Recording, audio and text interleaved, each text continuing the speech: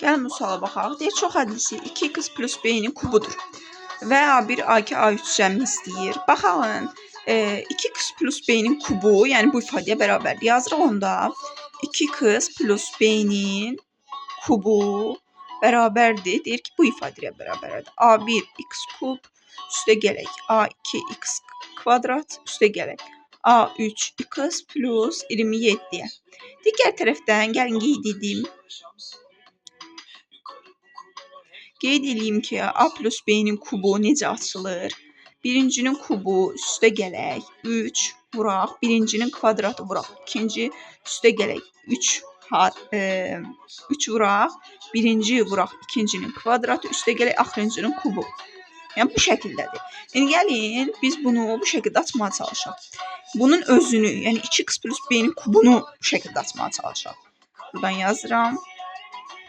Yəni birincinin kubu nə eləyir? 8x kubu üstə gələk 3 vuraq, birincinin kvadratı, yəni 4 vuraq x kvadratı vuraq b üstə gələk 3 vuraq, birinci vuraq, ikincinin kvadratı üstə gələk axırıncının kubu. Bunun açılışı buna bərabərdir. Amma bu ifadədə buna bərabərdir, özü veribdir. Yəni gəlin baxaq. Burada x kubun qarşısında nə durur? A1. Burada x kubun qarşısında nə durur? 8. Deməli, A1 bərabərdir 8-ə. Digər tərəfdən. Burada x kvadratın qarşısında nə durur? A2. Burada A2 onda nəyə bərabərdir? Burada x kvadratın qarşısında nə durur? Baxın, 3-ü 4-ə vururam 12, 12-ni də b-yə vururam 12b. Digər tərəfdən.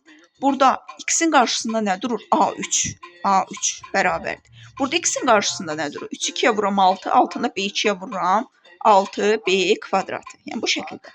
Digər tərəfdən b3. B3 də bu da 27-yə bərabərdir də. Yəni b3 əgər 27-dirsə də, buradan b nəyə bərabərdir? b3 bərabərdir 3 üstü 3, b də bərabər olur 3-ə də onda.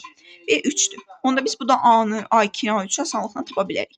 a1 8, a2, yəni 12 vuraq 3, yəni 36.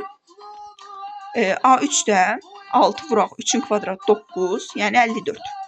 İndi bizdən nə istəyir? A1, A2, A3-ün cəmini istəyir. Yəni 54 üstə gələk 36 üstə gələk 8.